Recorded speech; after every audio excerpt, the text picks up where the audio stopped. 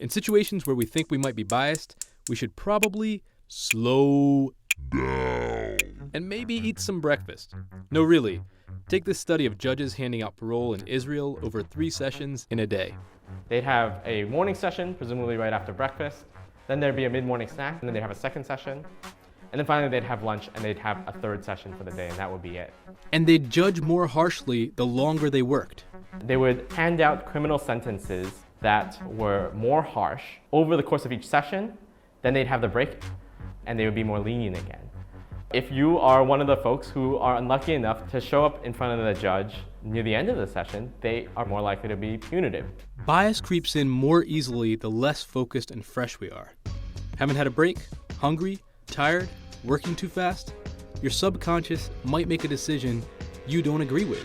What we want to work toward is figuring out systems where we can look at a resume or we can look at a work product and we can know what we're looking for, be slow and methodical as we're doing it, and frankly be aware that we might have a bias that comes into play so that we know to correct for it. And this really matters. For example, in medicine, there's been research showing that sometimes black people get prescribed fewer painkillers than white patients, and that they sometimes get more amputations than white patients in similar situations. But some doctors have also found ways to improve. They were told race can be a factor in treatment and recommendation decisions unless people are careful. Every one of those doctors, regardless of their implicit bias levels, was able to self-correct. So we actually can, when we're making decisions where we have time, we can correct when our conscious values and when we're internally motivated to do so.